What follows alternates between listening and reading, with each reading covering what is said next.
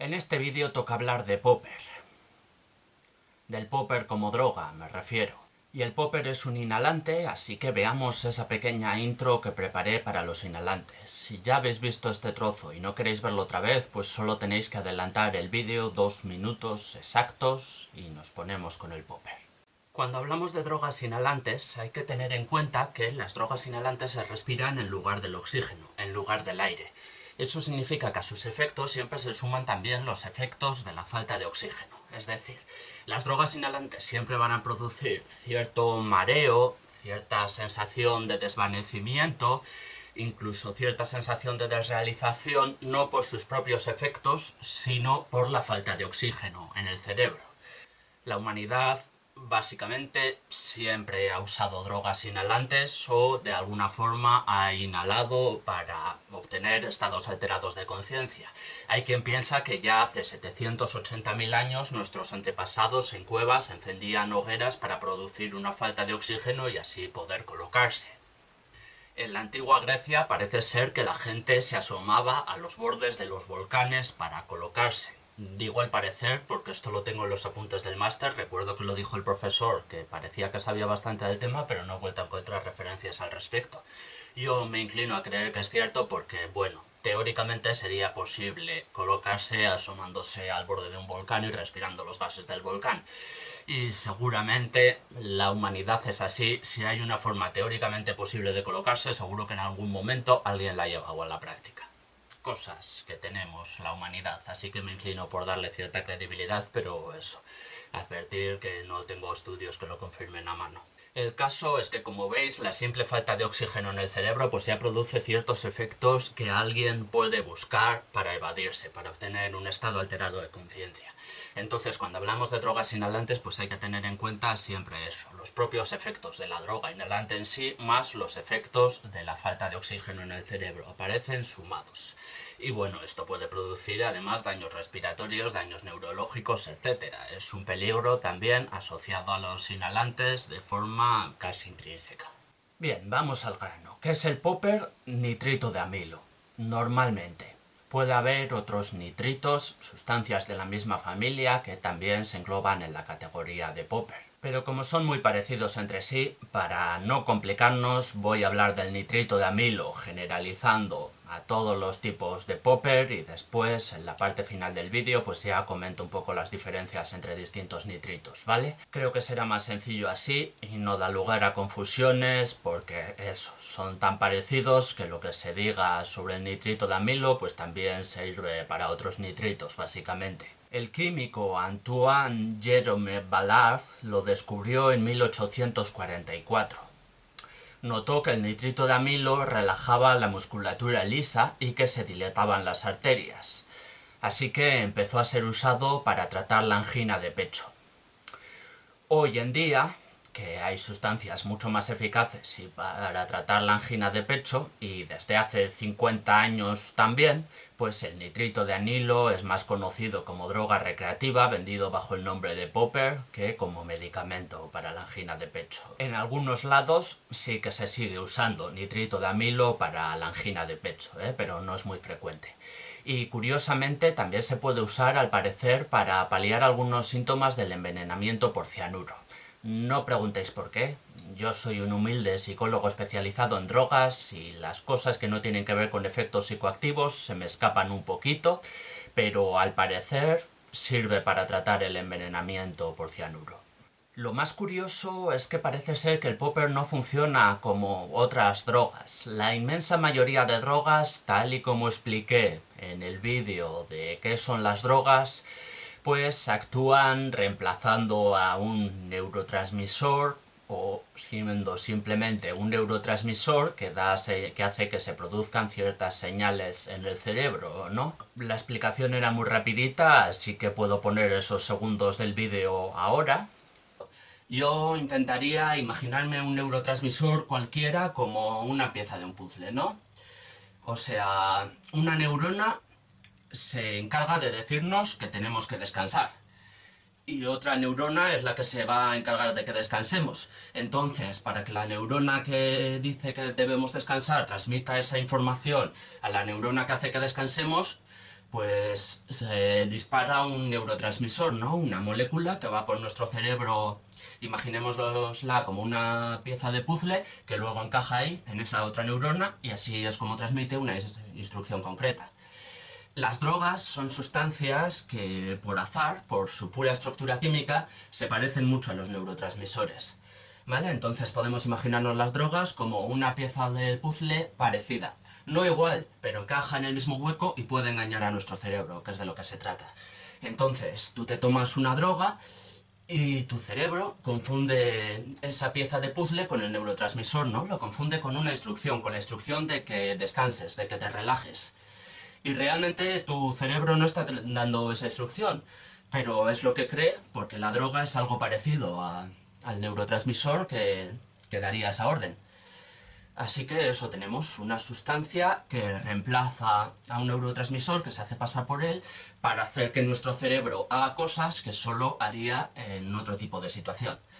Es decir, las drogas podemos decir que sirven para que nuestro cerebro haga ciertas cosas que está preparado para hacer en otras situaciones cuando nosotros decidamos y cuando nosotros queramos consumir esa droga. Y esa pequeña explicación de cómo suelen funcionar las drogas que hice cuando empecé con esta serie de vídeos, prácticamente nada más abrir el canal de YouTube, pues ha servido hasta el momento para todas. Yo diría que para todas las que he tratado hasta ahora. Pero el popper no. El popper no tiene nada que ver con neurotransmisores, al parecer. Todavía no está confirmado al 100%, hay algunos estudios científicos que se podrían hacer para ver si afecta directamente al cerebro, pero en principio no. En principio el popper no actúa sobre el cerebro, sino que simplemente aumenta el flujo sanguíneo. Al provocar este aumento de flujo sanguíneo se produce una sensación, bastante breve por cierto, los efectos del popper en este sentido duran bastante poco, se produce una sensación de relajación, de euforia, cierto mareo, desinhibición, provoca un efecto subjetivo como de olas de calor recorriendo el cuerpo. Y, por supuesto, como he dicho desde el primer momento, relajación muscular. La relajación muscular ha hecho que el popper sea una droga muy asociada al mundo gay, culturalmente y popularmente. ¿Por qué? Pues porque facilita la penetración. Ahora bien, a partir de esta realidad se han creado bastantes estereotipos y exageraciones de lo que puede hacer el popper, la verdad. O sea, la gente se ha montado unas películas realmente asombrosas. Literal que hay gente que piensa que tomas popper y ya notas tu ano expandiéndose, como no sé, de verdad que hay muchas películas raras montadas en torno al popper y muchas exageraciones que no tienen mucho sentido, la verdad. Así que vamos a desmontar algunos bulos brevemente y con suerte pues también desmontaremos algunos prejuicios homófobos que en este caso van asociados a los bulos sobre drogas, ¿no? El popper relaja la musculatura lisa, la de todo el cuerpo, ¿vale? No tiene efectos especiales sobre el ano. Relaja la musculatura lisa del cuerpo y por tanto relaja también las paredes del ano y por tanto relaja también las paredes de la vagina. Esto también hay que tenerlo en cuenta. Para una penetración vaginal pues también sería facilitada por el popper si se usara con ese fin. Dentro de las prácticas de chemsex, o como queráis llamarlas, igual no hace falta ponerle una palabra específica, pero dentro de las prácticas de usar drogas para facilitar la penetración, pues hay otros relajantes que se pueden usar, no solo el popper, que es el que se ha quedado con toda la fama. Por ejemplo, también hay quien usa ketamina para facilitar la penetración anal. Eso no significa en absoluto que la mayor parte de personas que usan ketamina como una droga recreativa lo hagan para facilitar la penetración anal. Pero por algún motivo con el popper a veces hay gente que sí tiene esa idea, ¿no? Que si alguien toma popper en un contexto recreativo pues va a ser para facilitar la penetración anal, cuando lo más probable en muchos casos es que simplemente sea por los efectos que produce, como he estado comentando, pues de relajación, de euforia, etcétera. Simplemente. O sea, ni el popper ni la ketamina tienen que usarse necesariamente para facilitar la penetración, pero pueden ser usadas para ello. ¿Y esos efectos pueden traer aparejados daños? Pues sí, por supuesto. En el peor de los casos, el popper puede llegar a provocar la muerte. Sí, un consumo excesivo de popper podría tener consecuencias letales. Ahora bien, lo normal es que el popper, usado racionalmente, no sea una droga especialmente peligrosa comparada a otras. La principal pauta y el principal error que lleva a consecuencias desastrosas cuando no se hace bien es que del popper se inhalan los vapores, no el líquido en sí. Sé que hay gente a la que esto le parecerá demasiado obvio, tan obvio que no tendría que detenerme a explicarlo, pero bueno, yo creo que es importante porque por desgracia se ven casos en los que no se tiene en cuenta esto y eso lleva a que haya efectos perjudiciales con bastante mayor frecuencia y bastante mayor gravedad, ¿no? O sea, el popper pues normalmente viene en el formato de un frasquito con líquido que se pone en la nariz y se inhalan los vapores que desprende ese líquido. Pero no se inhala el líquido propiamente dicho, no hay que snifar el líquido. Lo que hay que inhalar son solo los vapores que produce el líquido. Si se inhala el líquido, pues entramos en problemas bastante más graves. Entonces, si quitamos los problemas derivados de snifar el líquido, pues incluso snifando vapores se podrían presentar algunos peligros del popper, sobre todo en forma de problemas para la gente que ya tenga problemas cardiovasculares de por sí, ¿no? Por los cambios en la presión sanguínea que produce, pues el popper puede ser muy peligroso para gente que tenga problemas cardiovasculares. Y también la interacción con otras drogas. Si además de popper en la misma noche se consumen otras drogas, incluso alcohol, lo que sea, pues esas drogas interaccionan, pueden aumentar sus efectos y puede dar lugar a problemas más graves. Mencionar también, por cierto, que los problemas cardiovasculares pueden incluir problemas oculares, ¿no? Del tipo glaucoma y demás, en los que se produce cierta conjunción de temas cardiovasculares y de temas oculares por las venas de los ojos y tal, pues ahí también se pueden producir problemas. Y en una gama algo más leve y menos preocupante de posibles consecuencias y peligros, pues el popper, por los cambios en la presión sanguínea que produce, nuevamente, pues podría dar lugar a dolores de cabeza, a mareos más intensos de los que la persona que consume está deseando, a taquicardias, y por el hecho de inhalar los vapores, pues también puede irritar las vías respiratorias, pudiendo llegar a producir daño en estas vías y sangrado. No es infrecuente sangrar después de consumir popper. La mejor forma de evitar esto último, la mejor forma de evitar los daños en las vías respiratorias es conservar el popper en frío y abrirlo lo menos posible. Bueno, de hecho los nitritos en general son muy volátiles, o sea que la gente no suele abrir el popper mucho, básicamente porque abriéndolo mucho, exponiéndolo al oxígeno, pues se evapora con mucha facilidad y te quedas sin él. Así que lo de no abrir demasiadas veces el popper, pues creo que la gente lo suele tener en cuenta siempre, sí. Por último, se ha sugerido que el abuso continuado de popper podría causar algunos daños cerebrales, pero no se sabe mucho sobre este tema. Todavía no tenemos realmente muchos estudios sobre este tema que nos puedan ayudar a saber qué es lo que puede pasar. Así que esto último, pues por desgracia, queda un poco en duda y no puedo transmitir información 100% fiable al respecto de esto. En cuanto a otros problemas como adicción y tal, pues no suelen aparecer. Tal vez porque no actúa sobre los neurotransmisores, pues el popper no suele tener un riesgo muy alto de adicción. No tiene mucho potencial para que la persona que lo consume desarrolle una adicción. Es infrecuente, vamos, no digo que no pueda pasar, pero es muy infrecuente ver una adicción al popper. En cuanto al estatus legal del popper, eso es algo que llama la atención de mucha gente. El hecho de que en buena parte del mundo el popper es alegal. Es decir, no está fiscalizado como droga, aunque si te pillan vendiéndolo para consumo humano, entonces sí podrías tener un problema legal, sí, entonces sí se te perseguiría.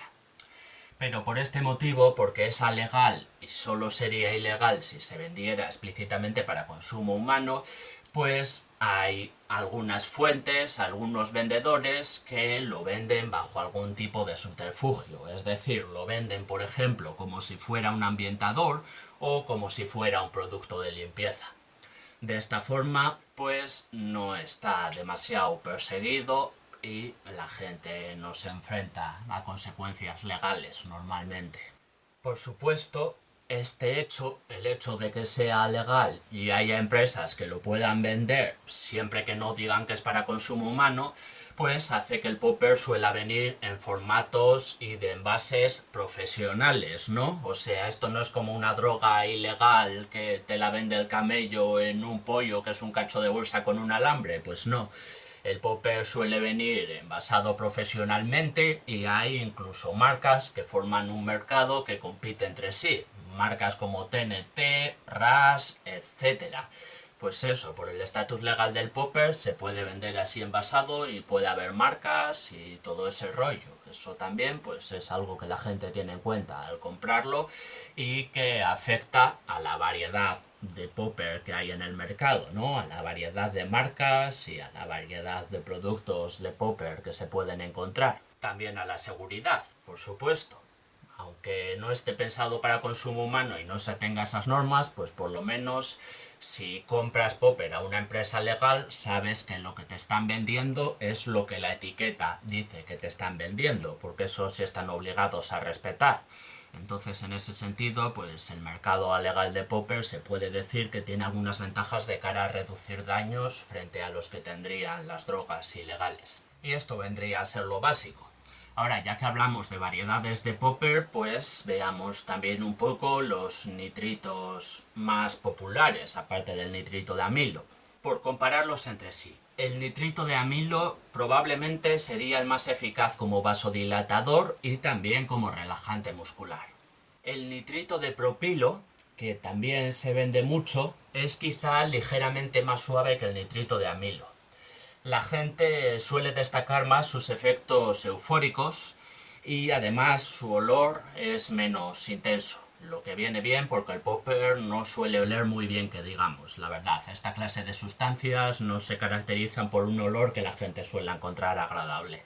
El nitrito de pentilo se suele considerar algo más fuerte que el nitrito de propilo y con efectos algo más duraderos. Entonces, en ese sentido, en cuanto a intensidad del efecto, pues el nitrito de pentilo sería una especie de punto medio entre el nitrito de amilo y el nitrito de propilo.